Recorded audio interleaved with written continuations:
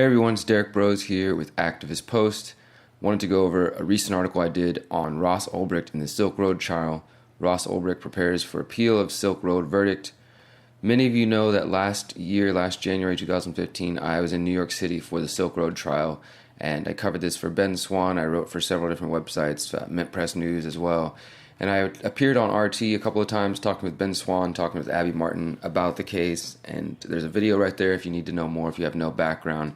And I explained that in the article. But basically, Ross was accused of running the Silk Road marketplace, the black marketplace where you could find anything you wanted, from illegal, stolen, forged documents to drugs or, hitmen, all kinds of different things. Really anything that you wanted to do, not even necessarily the black market. It could just be gray market activities that you want to do outside of the tax from the state. All was available on the Silk Road. And it took a jury only 3 hours to convict Ross Ulbricht of Austin, Texas on 7 charges related to distributing narcotics, fraudulent documents, money laundering, continuing a criminal enterprise. On May 29, 2015, U.S. District Judge Catherine Forrest sentenced Ross Ulbricht to life in prison plus 40 years with no possibility of parole. The government also ordered a forfeiture fine of $183,961,921. So this case is extremely important because, as I say in the interview with Abby Martin, this could and likely will, if it sticks in the future, create a chill on the internet. And some have said this has already happened because essentially, Ross is charged with administering a website that allowed people to do illegal things. So this is as if, Craigslist was used, and like it's not, to do illegal things, and the owners of Craigslist were charged with that. Or if you held a yard sale and, there was some illegal things in your yard, and instead of the people selling them being charged, you were charged. That's kind of a good example of what this case is like. But not only is it BS on that front, but also Judge Catherine Forrest, throughout the whole case, would not let Ross's team bring certain witnesses. She kept allowing witnesses that made Ross look bad. She would deny witnesses that were relevant to making his case be told.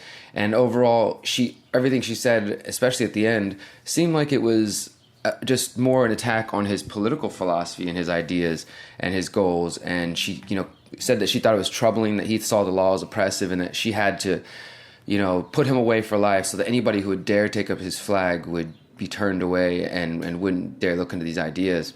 But since that time, and really at the beginning, whenever the trial was going on, we knew that there were pieces of information we weren't being told, and this includes 2 different agents for the DEA and a Secret Service agent being charged with stealing and extorting bitcoins from Ross, posing as drug dealers, and they've both been sentenced to prison. So obviously this changes the case, and the jury was not allowed to hear this fact that, hey, there was actually federal agents extorting Ross Ulbricht, because the thing is, whoever ran the Silk Road used the name Dread Pirate Roberts, and Ross Ulbricht definitely used that at one point, but what it seems like and what many people have said is he's not the only one who used it, and towards the end he gave it up and other people took on that name, possibly federal agents, and then are now framing him here at the end. There's definitely a lot of evidence against Ross showing that he was involved in the Silk Road, even if you think that's a crime itself. I mean, I don't.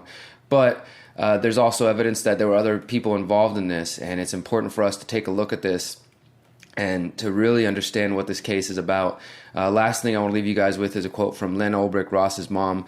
She says, "This case isn't just about one man or website. It is going to determine how much we go forward into the digital age. It addresses some very important precedents and issues that could impact all of us. There's a Fourth Amendment question, the question of the U.S. seizing a server in a foreign country without a warrant, and the type of warrant that they used to seize Ross's laptop, among others. They used mostly digital evidence in this trial. Whether or not you believe their evidence, it significantly lowers the standard of evidence at trials. Digital material can be created out of nothing. It doesn't take much imagination to see how this is a threat to us all." So please keep up with the case of Ross Ulbricht and the Silk Road. It's increasingly, extremely important, and you need to know how it's going to affect your life. Stay tuned to activistpost.com for more details. Peace.